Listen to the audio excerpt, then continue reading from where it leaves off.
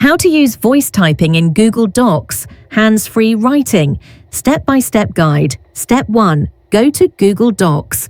Open your web browser and visit http://docs.google.com. Step 2. Log in to your Google account. If you're not logged in yet, enter your email and password to access your Google Docs. Step 3. Create a new document.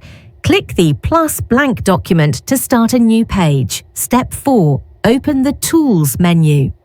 At the top of the screen, click on Tools in the menu bar. Step 5. Select Voice Typing. In the drop-down, click on Voice Typing.